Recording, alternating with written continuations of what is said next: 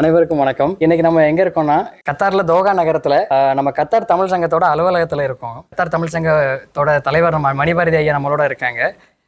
இப்போ நம்ம எதுக்கு கூடி இருக்கோம் அப்படிங்கிறத இப்போ ஐயாவே உங்ககிட்ட சொல்லுவாங்க. நம்ம இப்போ எங்கே கூடியிருக்கோம்னா என்ன காரணம் அப்படின்னா, ஒரு 12 நாளைக்கு முன்னாடி நம்ம தமிழ்நாட்டிலேருந்து வந்த ஒரு 18 பேர் ஹோட்டலில் தங்கியிருந்தாங்க. அங்கேருந்து எனக்கு ஒரு ஃபோன் வந்துச்சு. நித்திஷுங்கிறவங்க எனக்கு ஃபோன் பண்ணாங்க. சடனாக ஃபோன் பண்ணி இந்த மாதிரி நாங்கள் வந்திருக்கோம், எங்களுக்கு வந்து யாரையும் தெரியாது, நாங்கள் பிரச்சனையில் இருக்கோம். ஓப்பனாக சொன்னோன்னா குடிக்கக்கூட தண்ணி சாப்பாடு இல்லை அப்படிங்கிற ஒரு சுச்சுவேஷனை சொன்னப்போ நான் சொன்னேன், கவலையே படாதங்க. நான் எடுத்த உடனே சொன்னது நித்திஷ்டு தான், இந்த பக்கத்தில் தான் இருக்காங்க. சொன்ன வார்த்தை வந்து கவலைப்படாதங்க, சாப்பாடுக்கும் தண்ணிக்கும் நீங்கள் கவலையப்படாதங்க, நாங்கள் கத்தார் தமிழ் சங்கம் நம்ம தமிழ் மக்கள் இருக்காங்க, கண்டிப்பாக அவங்களுக்கு உதவி செய்வோம் அப்படின்ட்டு நான் அவங்க ஃபோன் பண்ணி சொல்லி என்னால் எவ்வளோ நேரத்தில் ரீச் பண்ண முடியுமோ அவ்வளோ நேரத்தில் நான் அவங்களுக்கு போய் பார்த்து அவங்களோட குறையெல்லாம் கேட்டு முதல்ல சாப்பிடுங்க, அதுக்கு பிறகு அடுத்ததை பற்றி பேசுவோன்னு அவங்களுக்கு சாப்பாடுக்கு வேண்டிய எல்லாம் ஏற்பாடு பண்ணி கொடுத்துட்டு அதுக்கு பிறகு அவங்ககிட்ட பிரச்சனைகளை கேட்டோம். பிரச்சனை கேட்டப்ப அவங்க நிறைய பிரச்சனைகளை சொன்னாங்க. அந்த பிரச்சனைகளை அவங்க மூலியமாக கேட்குறது தான் அது கரெக்டாக இருக்கும்னு நினைக்கிறேன். அதனால் நம்ம இதை வந்து அவங்களுக்கு மிஸ்டர் நிதிஷ்க்கு வந்து நான் ஒரு சின்ன தகவல் கேட்கணும். சொல்லுங்கள். இவங்க வந்து இப்போ எங்கே இருந்து வந்திருக்காங்க இப்போது அதெல்லாம் அவங்க சொல்லுவாங்க. இந்த விஷயம் வந்து உங்களுக்கு முதல்ல எப்படி தெரிஞ்சுது? நீங்கள் எப்படி அவங்கள வந்து போய் ரெக்கவர் பண்ணி இப்போ வேலை வாங்கி தரோன்னு சொல்லி அவங்க வந்து இங்கே வந்து இப்படி ஒரு இதில் வந்து இப்படி மாட்டிக்கிட்டாங்க, வேலை இல்லாமல் ஒரு தரலை ஏமாற்றப்பட்டு இங்கே வந்து மாட்டிக்கிட்டாங்கிற தகவல் வந்து உங்களுக்கு முதல்ல எப்படி வந்தது? யார் உங்ககிட்ட இதை சொன்னாங்க? நிதிஷ்ங்க தான் எனக்கு ஃபோன் பண்ணி சொன்னாங்க. சரி. ஸோ அதுக்கு பிறகு தான் கூடுதல் டீட்டெயில்ஸ் அவங்கள போய் நான் உடனே ஒன்றும் கவலைப்படாங்க, என்கிட்ட வந்து வேலை அதெல்லாம் சொல்லலை, நாங்கள் சாப்பாடும் உணவும் அது தண்ணியும் இல்லாமல் இருக்கிறோம் அப்படின்னு சொன்ன உடனே நான் வேறு எதுவுமே கேட்கல. அடுத்த எவ்வளோ தூரம் வேகமாக அவங்கள போய் ரீச் பண்ண முடியுமோ வித்தின் ½ அன் ஹவரில் போய் ரீச் பண்ணி அவங்களுக்கு முதல்ல சாப்பிட சொல்லிவிட்டு அதுக்கு பிறகு தான் மற்றபடி காரியத்தெல்லாம் கேட்டோம்.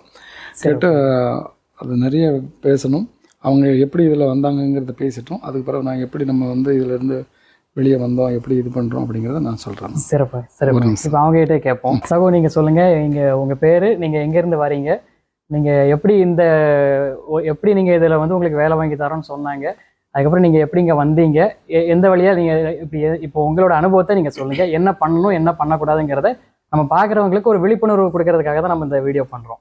அதனால் அவங்களுக்கு பார்க்குறவங்களுக்கு இனிமேல் இந்த மாதிரி யாரும் ஏமாற்றக்கூடாது அப்படிங்கிற நோக்கத்தில் அதனால் உங்களோட அனுபவங்களை நீங்கள் சொல்லுங்கள். எப்படி வந்தீங்க, யாரை பார்த்தீங்க, எப்படி கூப்பிட்டு வந்தாங்க, என்னென்ன சிரமங்களை நீங்கள் சந்திச்சிங்க? என் பேர் நிதிஷ். நான் கன்னியாகுமரி மாவட்டம் மண்டைக்காடு பகுதியை சேர்ந்தவன். என்னாச்சுன்னு கேட்டிங்கன்னா, ஒரு வேலைவாய்ப்பு இருக்கிறதா சொல்லியிருந்தாங்க. திருநெல்வேலி மாவட்டம் விஜிலம்னு சொல்லி ஏஜெண்ட்டு அவங்க வந்து ஒரு ரிலேஷனில் ஒருத்தங்கக்கிட்ட சொல்லும்போது அவங்க மூலியமாக நாங்கள் வந்து அவரை போய் அப்ரோச் பண்ணோம். அப்போ அங்கே போகும்போது அவங்க சொன்ன விஷயம் அப்படின்னு கேட்டிங்கன்னா, உங்களுக்கு ஜாப் என்ன வேலைன்னா HR, assistant HR, time keeper, அப்படி ஒரு 3 இதில் இருக்குது. உங்களோட பேசிக் ட்ரைனிங்கை பொறுத்து, உங்களோட பர்ஃபார்மன்ஸை பொறுத்து உங்களுக்கு வந்து உங்களோட பேக்கப் கொடுப்பாங்க. ஓகேன்னு சொல்லிட்டு போயிருந்தோம்.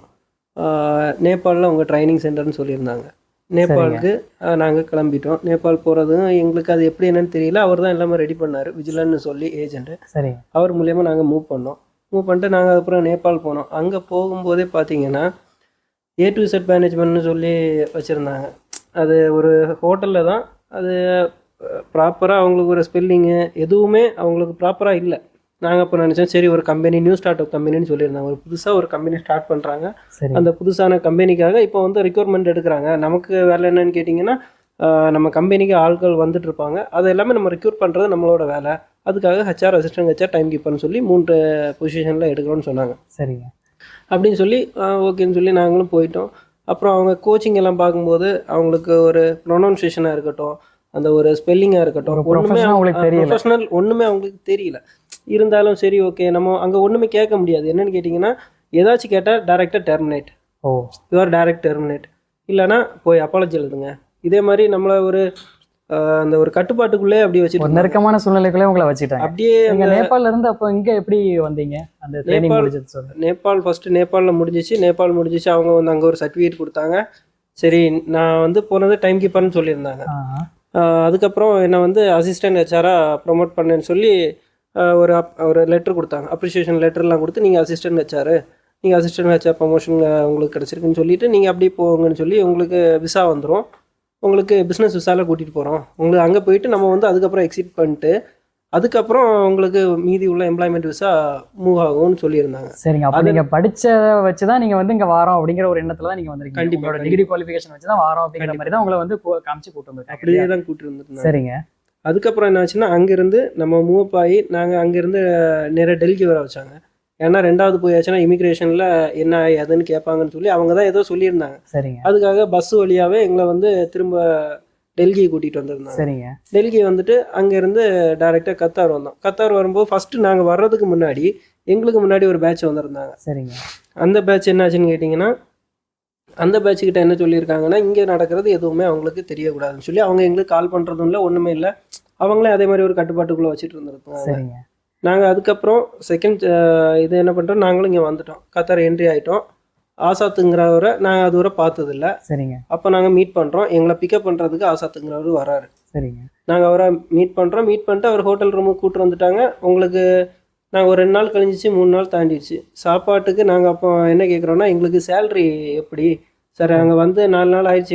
இல்லை, நீங்கள் வந்து இறங்கினோடனே உங்களுக்கு சேலரிலாம் கவுண்ட் ஆகிடுச்சு, ஸ்டார்ட் ஆகிடுச்சு. சரி. நம்ம கம்பெனி நேம் ஃபஸ்ட்டு சொல்லவே மாட்டேன்னு சொன்னாங்க. ஃப்ளைவிங்ஸ்னு ஒரு கம்பெனின்னு சொன்னாங்க. துபாயில் ஃப்ளைவிங்ஸ் கம்பெனி இருக்குது. அதோட பிரான்ச் வந்து இங்கே கத்தார் நஜ்மாவில் அல்சீனா ஹெச்ஆர் மேனேஜ்மெண்ட் இருக்குதுன்னு சொல்லியிருந்தாங்க. சரிங்க. நாங்கள் அதை வச்சு என்ன பண்ணோன்னா, சரி ஓகே. அப்போ நாங்கள் ப்ரொஃபைல் செக் பண்ணும்போது ப்ரொஃபைல் என்ன ஆச்சுன்னா, அப்படி ஒரு இதே இல்லாத மாதிரி வந்துச்சு. கூகுளே சரி, சரிங்க.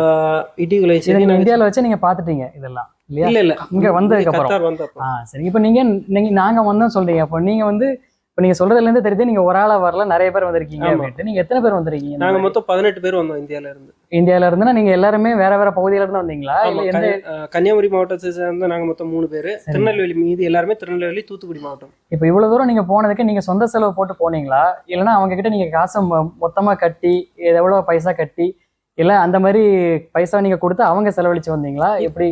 இல்லை, நாங்கள் ஃபஸ்ட்டு இங்கேருந்து போகும்போது ஏஜென்ட் வந்து 3.5 லட்சம் ரூபாய் அந்த ஆசாதுன்னு ஒரு நான் சொன்னேன்ல, இப்போ இங்கே வந்து பிக்கப் பண்ண வந்திருந்தாங்கன்னு, அந்த ஆசாந்துங்கிறவங்க அக்கௌண்ட்டில் நான் வந்து போட்டுட்டோம். சரிங்க. அந்த காசு வீட்டு தங்கச்சியோட கல்யாணத்துக்காக வச்சுருந்த காசை நாங்கள் அதில் டெபாசிட் பண்ணிட்டு, அதுக்கப்புறம் தான் சரி இது 3 மாதத்தில், ஏன்னா ஆஃபர் லெட்டரில் என்ன போட்டிருந்தாங்கன்னு கேட்டிங்கன்னா, 7,500 ரியால் சேலரி. சரிங்க. 3 மந்த்ஸ் ஒர்க்கு. சரிங்க. 1 மந்த் ஆஃப். அந்த ஆஃபுக்கு வந்து 1,200 1,300 சம்திங் வந்து உங்களுக்கு பேக்கப் ஆஃபில் வந்து சேலரி. அப்போ இங்க உள்ள எண்ணெய் நிறுவனங்கள்ல உள்ள வேலை மாதிரி உங்களை கூட்டு வந்திருக்காங்க. அப்படியே தான் இந்த மாதிரி ஆன் ஆஃப்னு சொல்லிட்டு 14 நாள் வேலை 14 லீவுங்கிற மாதிரி ரொட்டேஷன் சொல்லி தான் கூட்டிட்டு வந்திருந்தாங்க. இது ஊர்ல வச்சு நீங்க பணம் எதுவும் கொடுத்தீங்களா, இல்லைன்னா இங்க வந்து கொடுத்தீங்களா, இல்லை எப்படி இப்படி என்ன பணங்கிறது எப்படி ஏமாற்றப்பட்டீங்க நீங்க? பணங்கிறது நாங்கள் ஊரில் வச்சு செட்டில் பண்ணிட்டோம். அதுக்கப்புறம் செட்டில் பண்ணிட்டு பாக்கி 1 லட்சம் ரூபாய் ஏர்போர்ட்டில் வந்து டெல்லியிலேருந்து ஏறுறதுக்கு முன்னாடி போட்டால் தான் உங்களுக்கு அங்கே போய் எல்லாமே ரெடி ஆகும். அங்கே போய் மொத்தமாக ப்ராப்பராக மூவ் பண்ணணும்னா உங்களுக்கு இங்கேருந்து மொத்த காசும் கட்டணும்னு சொன்ன அப்புறம்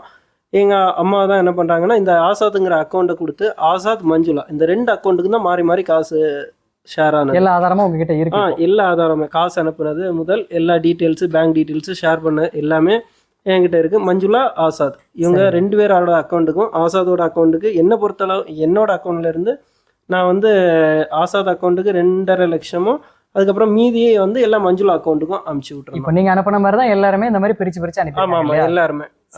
இப்போ அந்த ஏஜென்ட்டுன்னு சொல்கிறவன் ஏஜென்ட் வர நாங்கள் வந்தோம். ஏஜென்ட்டுக்கு மேலே யார் இருக்கான்னு கேட்டிங்கன்னா, எல்லா காசுமே நாங்கள் அமுச்சு விட்டது ஆசாத்துக்கு. ஆசாத்துக்கு மேலே இருக்கிறது சுமன்னு சொல்லி, அவருக்கு இதுக்கு முன்னாடி நிறைய வழக்கு இருந்திருக்கு, அதெல்லாம் எங்களுக்கு தெரியாது. நாங்கள் நம்பினது இந்த ஏஜெண்ட்டை.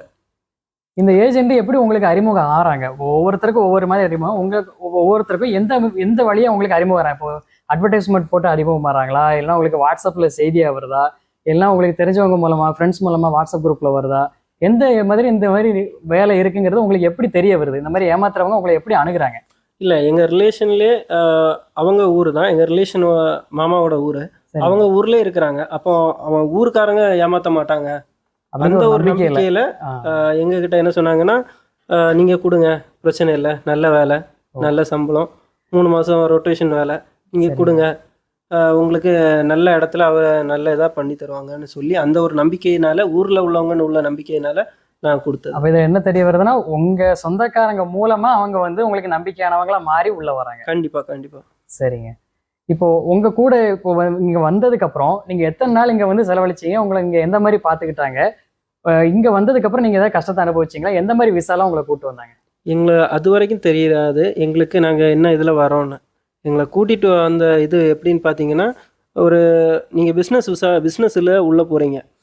அங்கே போயிட்டு நீங்கள் என்ன பண்ணுறீங்கன்னா, உங்களுக்கு கொஞ்ச நாளில் உங்களை வந்து நாங்கள் எம்ப்ளாய்மெண்ட் விசாவில் கன்வெர்ட் பண்ணிடுவோம். அதுக்கப்புறம் நீங்கள் பர்மனன்ட் ஸ்டாஃப் ஆயிடுவீங்க. நீங்கள் வந்த அன்னையிலேருந்து நீங்கள் வந்து கம்பெனி ஸ்டாஃப் அப்படின்னு ஒரு இது சொல்லி அவங்க வந்து எங்ககிட்ட பேசியிருந்தாங்க.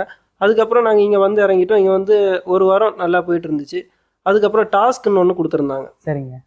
அது டாஸ்க் என்னன்னு பார்த்தீங்கன்னா, நீங்கள் நம்ம கம்பெனிக்கு ஆள் தேவை. ஃப்ரீ ரிக்வயர்மெண்ட்டு எம்ப்ளாய்மெண்ட் விசாயோட நம்ம கம்பெனிக்கு ஆள் தேவை. ஓகே. நீங்கள் வந்து எல்லோரும் என்ன பண்ணுறீங்கன்னா, ஒரு ஆள் 40 பேர் வச்சு நீங்கள் வந்து எனக்கு டெல்லிக்கு சென்ட் பண்ணணும். இது வந்து இப்போ உங்களை ஹோட்டலில் தங்க வச்ச மாதிரியே உங்களை வந்து இங்கே வேலை செய்கிறத மாதிரி உங்களை வந்து காமிச்சிக்கிட்டாங்க. ஆமாம் ஆமாம், கண்டிப்பாக. சரிங்க. அப்படி காமிச்சிக்கிட்டு எங்களை வந்து நாங்கள் இப்போ என்ன பண்ணுறோன்னா, எங்களோட ரிலேஷனு, அண்ணன், தம்பி, ஊரில் இருக்கிற பசங்க, பக்கத்து ஊர் பசங்க, தெரிஞ்ச பசங்க எல்லாருமே இந்த இதுக்குள்ளாடி சரி இப்படி ஒன்று இருக்குது, நான் இருக்கிற கம்பெனியில் இப்படி ஒரு வேக்கன்சி இருக்குது, நீங்கள் வாங்கன்னு சொன்னோன்னா அவங்க கிளம்பி வராங்க டெல்லிக்கு. அப்போ உங்களுக்கு தெரியாமையே உங்க மூலமா உங்களுக்கு தெரிஞ்சவங்கள ஏமாத்துறதுக்கு அவங்க தயார் பண்றாங்க. கண்டிப்பா. சரிங்க. இது அவங்க வந்து திரும்ப நேரம் உள்ளாடி வராங்க. அவங்க வந்ததும் என்ன ஆகுதுன்னு கேட்டிங்கன்னா, டெல்லியில் வந்துட்டு ஒரு நாள் ஸ்டே பண்ண சொல்லிட்டாங்க. சரிங்க. லொக்கேஷனோ ஒன்றுமே கொடுக்கல. Reached new Delhi railway station, இவ்வளோதான் டெஸ்டினேஷன். சரிங்க. நாங்கள் அப்போவே கேட்டோம், என்ன சார் இது இப்படி இருக்குன்னு. இல்லை, இன்ஸ்டியூட்டை நேமை கொடுத்தாச்சுன்னா டைரெக்டாக வந்து வேற ஊரில் யாராவது தெரிஞ்சவங்கள வச்செல்லாம் பேசுவாங்க, இதே மாதிரியெல்லாம் சொல்லியிருந்தாங்க. நாங்களும் அப்போ சரி இது கம்பெனியோட கான்ஃபிடென்ஷியல் டீட்டெயில்ஸு, இதை நீங்கள் கேட்கக்கூடாது, நாங்கள் உங்களை டெர்மினேட் பண்ணுவோம் இதே மாதிரி கேட்டிங்கன்னா, இதே மாதிரி சொல்லிட்டு இருந்தாங்க. நாங்களும் அப்போ சரி இவ்வளோ தூரம் நம்ம வந்துட்டோம், இனி எதுக்கு கேட்க போகிறோம், சரி அவங்க சொல்கிற மாதிரி செய்வோன்னு சொல்லி நான் என்னோட ஊர் பசங்க சொந்தக்காரங்களை எல்லாருமே நான் வந்து டெல்லி வர சொல்லிட்டேன். ஏன்னா ஃப்ரீ வேக்கன்சி எம்ப்ளாய்மெண்ட் விசாயோட நல்ல சேலரின்னு சொல்லியிருந்தாங்க. 5000 ரியால் சேலரி, வர சொல்லுங்க நம்ம கம்பெனி தான் சொன்னோன்னா நான் வந்து இவங்களை எல்லாருமே வர சொல்றேன். எல்லாருமே பட்டதாரிகள், படிச்ச பட்டதாரிகள், வேலை தேடிட்டு இருக்காங்க. ஆமா, சரி, எல்லாருமே படிச்சு நல்ல ஒரு கிராஜுவேஷன்ல இருந்து வேலை தேடி அவங்க வந்துட்டாங்க. வந்த உடனே என்ன ஆகுதுன்னா, அவங்க அங்க இருந்து நேபாள் சொல்றாங்க. நீங்க வந்த மாதிரியே அதே செயின். அதே செயின், அதே மாதிரி அவங்க நேபாள் உங்களுக்கு பஸ் இருக்கும். நீங்க வந்து டெல்லி ரயில்வே ஸ்டேஷன் ஆப்போசிட்ல இந்த ஒரு வேன் இருக்கும், இந்த வேன்ல வந்து ஏற சொல்லுங்க. ஒரு ஆளுக்கு 25,000 ரூபாய் டோட்டலா, அந்த 25,000 ரூபாய் பே பண்ண சொல்லுங்க, அவங்கள வண்டியில் ஏற சொல்லுங்கன்னு சொன்னாங்க. நான் இருந்தாலும் சார் நீங்கள் ஃபர்ஸ்ட் இதெல்லாம் சொல்லலை, இல்லை வரவனை மட்டும் வர சொல்லு, இல்லாதவனுக்கெல்லாம் எம்ப்ளாய்மெண்ட் கிடையாது, நீ அப்போ தான் இங்கே வேலை பார்க்க முடியும். இவங்க வந்து ஒரு டிராப்புக்குள்ள மாட்ட வச்சு உங்க மூலமா வரவங்களையும் அடுத்தடுத்து அவங்க மூலமா எந்த மாதிரி பணம் எடுக்க முடியுங்கிற மாதிரி பார்த்து. அதே தான் சார், அதேதான். சரி, இப்போ அப்படி வரேன்னு சொன்னோன்னா, இப்போ அவங்களும் வீட்டில் கஷ்டப்பட்டு அவங்க என்ன பார்ப்பாங்கன்னா, நம்ம இவ்வளோ தூரம் வந்துட்டோம், போகும்போது ஏதாவது ஒரு வேலையோட போவோம், அந்த ஒரு இதில் இவங்க வந்து வந்துட்டாங்க. வந்து பாதி பேர் என்ன பண்ணிட்டாங்கன்னா, இல்லை இது கம்பெனி நேமே தெரியாமல் நாங்கள் வரோம், எனக்கு இதில் நம்பிக்கை இல்லைன்னு சொல்லி பாதி பேர் கிளம்பிட்டாங்க. கிளம்பிட்டு இவங்க வந்து என்ன பண்ணாங்க, சரி நான் வீட்டுக்கு போகும்போது என் வீட்டில் இவ்வளோ பிரச்சனை இருக்குது, நான் ஒரு வேலையோட போனால் எனக்கு நல்லா இருக்கும், நான் உங்களை நம்பி வந்தேன், ஊருக்கார பையன், சொந்தக்கார, அவங்களுக்கு நம்பிக்கையானவங்க நீங்க இருக்கேங்கிற ஒரே தைரியத்துல வந்தாங்க. என் மேல உள்ள நம்பிக்கை அப்படின்னா என்னோட ரிலேஷனை தான் எடுக்க சொல்றாங்க. உங்களுக்கு தெரிஞ்ச எல்லாருமே கூப்பிடுங்க, ஃப்ரீ வேகன்சி, நல்ல வேலை, நல்ல எம்ப்ளாய்மெண்ட் இதுன்னு சொல்லிட்டு நம்மளை கூப்பிட்டோன்னா அவங்க வராங்க. வந்துக்கிட்டு அதுக்கப்புறம் என்ன ஆகுதுன்னா, பஸ் வெளியே வெயிட் பண்ணும், அந்த பஸ்ல வந்து யார சொல்லுங்க, ஃபர்ஸ்ட் வந்து 20,000 பே பண்ண சொல்லுங்க. சரிங்க. பேமெண்ட் பண்ண சொல்லுங்கன்னு ஆகுது. இவங்களும் என்ன பண்றாங்க, பாதி பேர் பேமெண்ட் இல்லைன்னு சொன்னோன்னே ஒரு மாதிரி ஹிந்தியில தான் அவங்கள ஒரு மாதிரி எல்லாம் ட்ரீட் பண்ணியிருக்காங்க, ஒரு மாதிரி கொச்சப்படுத்துறாங்க, ஒரு மரியாதை குறைவா நடத்திருக்காங்க. காசு இல்லாதவொன்னே இப்படி ட்ரீட் பண்ணோன்னா அதுக்கப்புறம் அவங்க என்ன பண்ணியிருக்காங்கன்னா, சரின்னு சொல்லி அவங்க ஒரு நாள் வெயிட் பண்ணி மறுநாள் வீட்டில இருந்து காசை அனுப்பி விட சொல்லி அவங்க வந்துட்டாங்க. அவங்க நேபாள் போயிட்டாங்க. சரிங்க. நேபாள் போய் சேர்ந்துட்டாங்க. அங்கே போகும்போது 2 டீச்சர்ஸு வந்து அங்கே புதுசாக அப்பாயின்மெண்ட் பண்ணியிருக்காங்க. அவங்களுக்கு அங்கே உள்ள ஸ்பெல்லிங் கூட எழுத தெரியாதாம். ஒரு இன்டர்வியூ எதுவுமே தெரியாது, எதுவுமே போய் மாட்டிக்கிட்டாங்க. நான் சொன்னேன்ல, ஃபர்ஸ்ட் சொன்னேன்ல, அவங்களுக்கு ஒரு ப்ரொனன்சியேஷனாக இருக்கட்டும், ஒரு ஸ்பெல்லிங் எழுதுறதா இருக்கட்டும், அவங்களுக்கு ஒன்றுமே தெரியாது. அப்படி இருந்தோன்னா இவங்க வந்து ஏன்னா போனவங்க வந்து எல்லாம் கிராஜுவேஷன் ஆனதுனால அப்போ இவங்க என்ன சொல்லியிருக்காங்கன்னா, இந்த வந்ததில் MBA ஹோல்டர்ஸ் எல்லாம் இருக்காங்கல்ல, இவங்க கிளாஸ் எடுக்கட்டும்னு சொல்லியிருக்காங்க. இவங்க அப்போ இவங்களுக்கு டவுட் வந்திருக்கு. டவுட் வந்தோன்னே இன்னைக்கு கம்பெனி நேம் சொல்லு, இதே மாதிரின்னு சொல்லி அவங்க அங்கே பிரச்சனை பண்ணிட்டு அங்கே வந்து எல்லார்ட்டையும் கேட்குறாங்க, உங்களுக்கு என்ன தெரியுமா, யாருமே கம்பெனி நேம் எங்கள்கிட்ட சொல்லக்கூடாதுன்னு சொல்லிட்டாங்க. எல்லாருமே எங்களுக்கு கால் பண்ணுறாங்க. இங்கே வந்து ஒன்றுமே தெரியல, இங்கே எங்களுக்கு நம்பிக்கை இல்லை, நாங்கள் கிளம்புறோன்னு சொன்னோன்னா அவங்க என்ன பண்ணியிருக்காங்கன்னா, நான் உங்களை கேஸ் கொடுத்துருவேன், நீங்கள் வந்து இங்கே வந்துட்டு எங்கள் இதை வந்து தப்பாக நடந்துக்கிட்டதாகவும் அப்படி நான் கேஸ் கொடுத்துருவேன்னு சொன்னோன்னே இவங்க எல்லாரும் அவங்க இந்தியன் இமிக்ரேஷனில் திரும்ப கிளம்பிட்டாங்க. எல்லா பசங்களுமே பிரச்சனை பண்ணி திரும்ப கிளம்பிட்டாங்க. அவங்க வரும்போது எமிக்ரேஷனில் அவங்க கம்ப்ளைண்ட் பண்ணிட்டாங்க. நேபாள் டு இந்த மாதிரி நம்ம எப்படி ஏமாற்றப்பட்டோங்கிறத வச்சு சொல்லிட்டாங்க. ஆமாம், கண்டிப்பாக அவங்க வெளியே வரும்போது அவங்க வந்து எல்லாமே ஒரு ரிப்போர்ட் கொடுத்து அங்கே கம்ப்ளைண்ட் பண்ணிட்டாங்க. சரி. கம்ப்ளைண்ட் பண்ணும்போது அதுக்கப்புறம் இங்கேருந்து என்ன பண்ணியிருந்தாங்கன்னா, ஃபஸ்ட்டு பேட்ச் வந்திருந்தாங்கன்னு சொன்னேன் தெரியுமா, 2 அசிஸ்டண்ட் ஹெச்ஆர்னு சொல்லி. அவங்க 2 பேரை வந்து நேபாளில் இவங்களுக்கு டிரான்ஸ்லேஷனுக்காக இவங்கள இங்கேருந்து அனுப்பி வச்சுருந்தாங்க. சரிங்க. இவங்க மேலேயும் இவங்க தான் இந்த கம்பெனியோட ஸ்டாஃபு எங்களை சீட் பண்ணுறாங்கன்னு சொல்லி இவங்கள அமுச்சு விட்டாங்க. இவங்கள வந்து என்ன பண்ணிட்டாங்கன்னா, நேபாள் போலீஸு அவங்க கஸ்டடியில் எடுத்து அவங்க சிபிஐ ஏதோ பண்ணிச்சுன்னு சொன்னாங்க. ஆனால் என்ன அது அவங்களோட டீட்டெயில்ஸு எங்களுக்கு, அவங்க இப்போவும் ஜெயிலில் தான் இருக்காங்களா, என்ன பண்ணாங்க என்ன ஏதுன்னு கூட எங்களுக்கு இது வரைக்கும் தெரியலை. இங்கேருந்து போனாங்க, எங்கள் கூட தான் இருந்தாங்க. எங்கள் 18 பேரில் மொத்தம் 20 பேராக இருந்தால் 18 பேரில் அவரும் 2 பேர் அவங்க போனாங்க. அவங்க நிலைமை கூட எங்களுக்கு இது வரைக்கும் என்னன்னு தொடர்பில் வரல. எங்களுக்கு அதுக்கப்புறம் என்ன ஆச்சுன்னு கேட்டிங்கன்னா, அந்த பிரச்சனை ஆச்சு. சரி, அதுக்கப்புறம் இங்கே எல்லாருமே நாங்கள் கேட்க ஆரம்பிச்சிட்டோம், கம்பெனி என்ன நம்பி வந்தவங்களுக்கு என்ன ஆச்சு அப்படின்னு நான் கேட்க ஆரம்பிச்சிட்டோம். இவங்க ஊரில் இருந்து எல்லாமே என் மேலே, ஏன்னா நாங்கள் அமுச்சு விட்டது, நான் சீட் பண்ணுறேன், நான் காசு வாங்கிட்டு ஏமாத்துறேன்னு சொல்லிட்டு அவங்க என் மேலே கேஸ் கொடுக்குறதா இருந்தாட்டும். நான் இப்படி எல்லாரும் சொல்கிறாங்க, உன் மேலே உள்ள தப்பு, உன் கம்பெனி தானே சொன்னேன், இப்படி இவ்வளோ பிரச்சனை இதாகிடுச்சின்னு சொல்லி அவங்க என் மேலே தப்பான ஒரு இதாகி அவங்க என் மேலே கேஸ் கொடுக்குறது. உண்மையிலே தவறு செஞ்சவங்க யாரும் தெரியாமல் இப்போ உங்களை தான் முன்னிலையில் நிறுத்திட்டு அவங்க பின்னால் இருந்து இயங்கிக்கிட்டு. கண்டிப்பாக. சரிங்க. அதுக்கப்புறம் இது எப்போ உங்களுக்கு முழுசா தெரிய வந்துச்சு? இந்த மாதிரி கத்தார்ல நம்ம நீங்க இருக்கீங்க, கத்தார்ல இருக்கீங்க, இந்த மாதிரி விஷயங்கள்லாம் ஊர்ல போய்கிட்டு இருக்கு, நீங்க எப்போ முழுசா உணர்ந்தீங்க இந்த மாதிரி நம்ம வந்து நம்மளும் ஏமாற்றப்பட்டுக்கிட்டு இருக்கோம் அப்படிங்கிறது உங்களுக்கு எப்போ தெரிய வந்தது? இந்த 2 பேர் போனாங்கன்னு சொன்ன தெரியுமா, அசிஸ்டன்ட் மேனேஜர், அவங்க வந்து போய் ஜெயிலில் இருக்காங்க 2-3 நாளாக. அவங்க வந்து வீட்டுக்கு ஒரு கால் கூட பண்ணலை. சரிங்க. என்ன ஏதுன்னு விசாரிக்கும் போது அவங்க வீட்டில் இருந்து இங்கே பசங்களுக்கெல்லாம் கால் பண்ணி, ஏன்னா எல்லாம் ஒரே ஊர்னா கொஞ்சம் கொஞ்சம் டிஃப்ரென்ஸில் உள்ள பசங்க, அவங்களுக்கு கால் பண்ணி இதுவரையும் ஒரு கால் இல்லை என்ன ஏதுன்னு கேட்கும்போது, இங்கேருந்து அவங்களுக்கு என்ன ஏதுன்னு நாங்கள் கேட்கும்போது இங்கே ஒரு ரெஸ்பான்ஸுமே கொடுக்கல.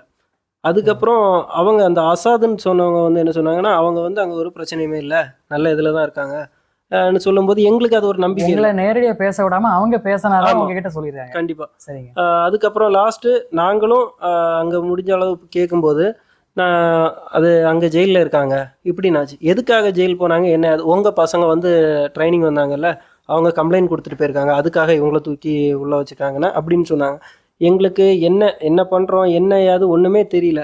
அன்னையிலேருந்து என்ன ஆச்சுன்னு கேட்டிங்கன்னா, எங்களுக்கு நீங்கள் எல்லாம் மொத்தமாட்டு கிளம்புங்க, ஏன்னா எங்களுக்கு அதுக்கு முன்னாடி மொத்தம் எதுவுமே விசா கேன்சல் ஆயிடுச்சு. விசா டோட்டலாக கேன்சல் ஆயிடுச்சு. நீங்கள் வந்தது வந்து விசிட் விசாவில் வந்ததுனால உங்களுக்கு கேன்சல் ஆயிடுச்சு, ஓவர் ஸ்டே ஆயிடுச்சு. அது வந்து ஒரு நாளைக்கு எவ்வளோ அதிகமாக பே பண்ண விட்டு இருந்துச்சு? நீங்கள் ஓவர் ஸ்டேனா என்ன சட்டப்படி, இங்கே கத்தார் சட்டப்படி பார்த்தா ஓவர் ஸ்டேக்கு ஒரு நாளைக்கு எவ்வளோ பே பண்ண சொல்கிறாங்க? எங்களுக்கு அதுவரை எங்களுக்கு என்ன யாது ஒன்றுமே தெரியாது. எங்களுக்கு அதுக்கு அப்புறம் நாங்கள் அதுக்கு முன்னாடி சொல்கிறோம், சார் எங்களுக்கு விசா கம்ப்ளீட் ஆக போகுது, எங்களுக்கு நீங்கள் ப்ராசஸ் பண்ணுங்கள். இல்லை எதுவானாலும் கம்பெனி பார்த்துக்கும், நம்ம கம்பெனி எதுவானாலும், ஏன்னா ஓவர்ஸ்டே ஆனாலும் நம்ம வந்து எக்ஸிட் பண்ணிட்டு பண்ணுறதுக்கு எல்லாமே கம்பெனி பார்த்துக்கும்னு சொல்லியிருந்தாங்க. இதில் இன்னொரு கேள்வி வருதுங்க. நீங்கள் இங்கேருந்து ஊர்லேருந்து இங்கே வந்து இறங்கின உடனே இப்போ உங்களை அந்த கம்பெனிலேருந்து வந்திருக்கோன்னு சொல்லிட்டு இங்கே வந்து உங்களை யார் ரிசீவ் பண்ணாங்க, அந்த மாதிரி யாராவது உங்களை வந்து பார்த்தா? ஆமாம் சார், கம்பெனி ப்ராஜெக்ட் ஹெட் கோஆர்டினேட்டர்னு சொல்லி அசாத் ஃபர்ஸ்டே சொல்லியிருப்பேன்னு நினைக்கிறேன். எங்களை பிக்கப் பண்ணுறதுக்கு அசாத் வந்திருந்தாங்க. அவங்க தான் இங்கே வந்து அவங்க தான் எங்களுக்கு இந்த டாஸ்க்கு எல்லாமே கொடுத்தது. 3 நாளாக சாப்பாடு இல்லாமல் எங்களுக்கு ரொம்ப கஷ்டப்பட்டுட்டு இருந்தோம். அப்போதான் எங்களுக்கு என்ன தெரிய வருதுன்னா, நான் என் ஊரில் தெரிவிக்கிறேன், என்னோட ஒரு அண்ணனுக்கு தெரிவிக்கும் போது என் அண்ணன் வந்து என்ன பண்ணுறாங்கன்னா, இங்கே அவங்களுக்கு தெரிஞ்ச அனுஃபுன்னு ஒருத்தங்களை காண்டாக்ட் பண்ணுறாங்க. சரிங்க. அந்த அனுஃபுன்னு சொல்கிறவங்க அதுக்கப்புறம் வந்து பார்த்துட்டு டைரெக்டாக தமிழ் சங்கம் சாரை, மணிபாரதி சாருக்கு டைரெக்டாக காண்டாக்ட் பண்ணி, மணிபாரதி சார் வந்து எங்களுக்கு சாப்பாடு ஃபுட்டு அதுக்கப்புறம் தண்ணி குடிக்கிறதுக்கு எங்களுக்கு, ஏன்னா ஒன்றுமே இல்லாமல் இருந்தோம். சரிங்க. அதுவரை குடிக்க சாப்பிட ஒன்றுமே இல்லாமல் இருந்தோம்.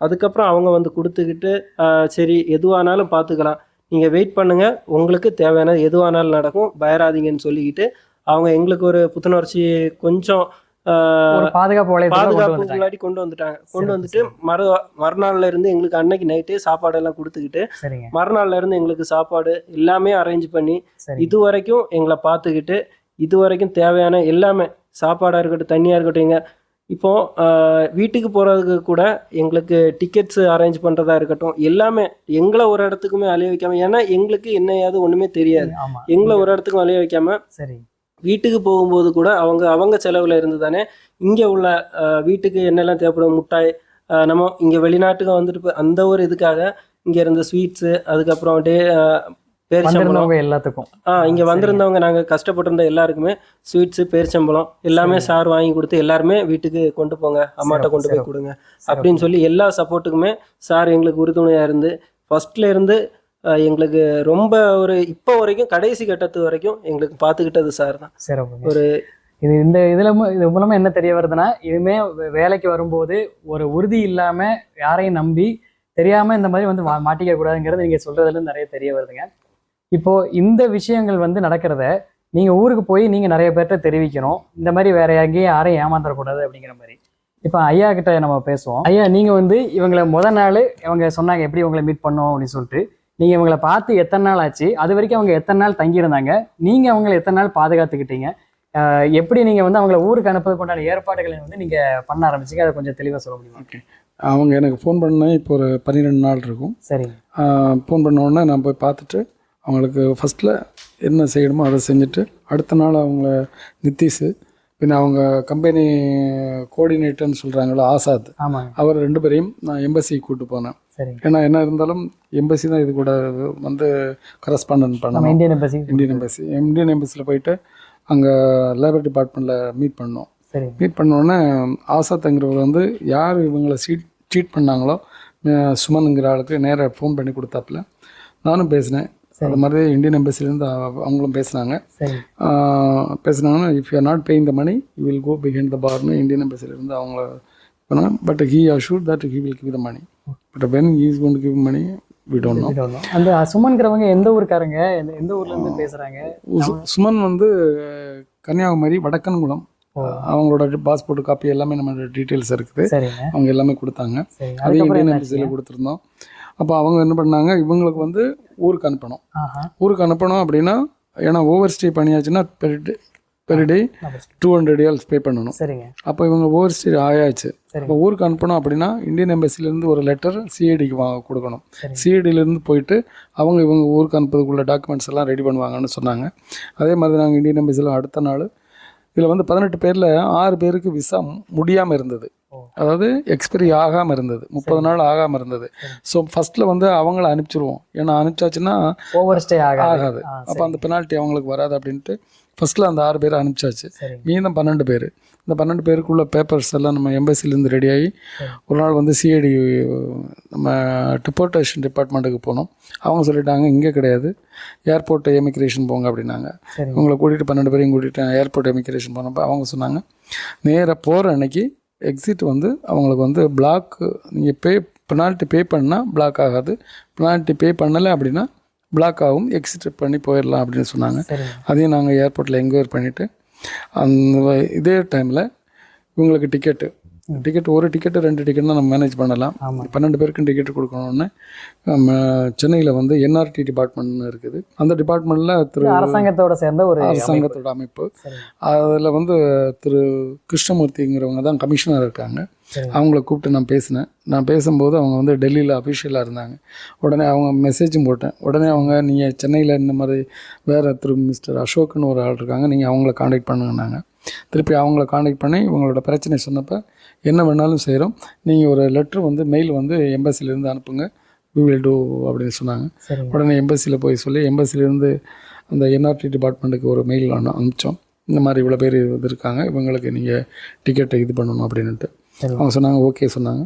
ஸோ அதுக்கு பிறகு அங்கேருந்து டிக்கெட் வந்து இன்றைக்கி நைட்டு 2 நைட்டில் 2 o'clock வந்து இண்டிகோவில் ஊருக்கு வெற்றிகரமாக ஊருக்கு பத்திரமா அனுப்பி இல்லை மன உளைச்சலோட தான். ஏன் தெரியுமா, வீட்டிலேருந்து வரும்போது ஒவ்வொருவரும் நான் என்னையும் சேர்த்து தான் சொல்கிறேன், ஒரு கனவோடு வந்திருப்பாங்க.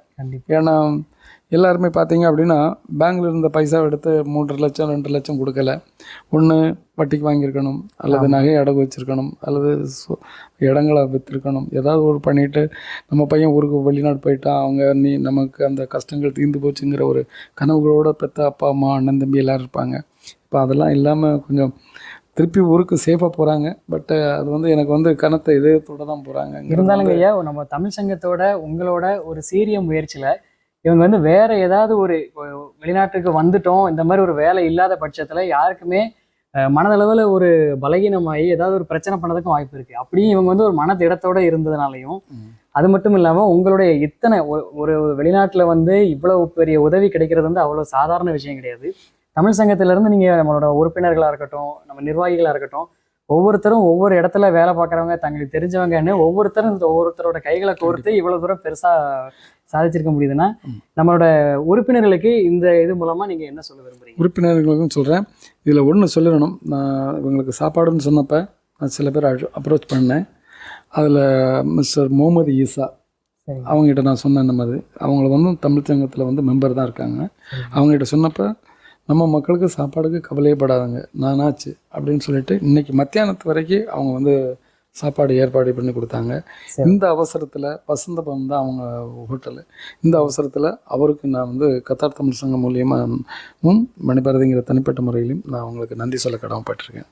கண்டிப்பாங்க. அந்த பெரிய மனசுக்கு ஆண்டவன் நல்லதே செய்யட்டும்னு வேண்டிக்கிறேன். கண்டிப்பாக ரொம்ப நல்லதுங்க. இந்த மாதிரி இனிமே இந்த விஷயங்கள் வந்து நடந்துடக்கூடாது அப்படிங்கிறதும், அதுக்கப்புறம் இந்த மாதிரி பல நல்ல விஷயங்கள் வந்து கத்தார் தமிழர் சங்கம் வந்து மேலும் மேலும் நிகழ்த்தணும் அப்படிங்கிறது, நான் நிறைய பேருக்கு சப்போர்ட்டாக இருக்கணும் அப்படிங்கிறதையும் கேட்டுக்கிறேன். இதில் வந்து நான் மாத்திரம் இல்லை, எல்லோரும், அதாவது தமிழ் சங்கத்தில் நிர்வாக குழுவில் இருக்க எல்லோரும் ஒன்றா சேர்ந்து தான் இந்த காரியத்தை நாங்கள் செய்ய முடிஞ்சது. அதுக்கு எல்லா கமிட்டி உறுப்பினர்கள், மற்றபடி கமிட்டியில் இல்லாத வெளியே உள்ள ஆளுகளும் எங்களுக்கு சப்போர்ட் பண்ணாங்க. அவங்க எல்லோருக்கும் கத்தார் தமிழர் சங்கம் மூலியமாக நான் நன்றி சொல்லிக்கிறேன். நன்றி.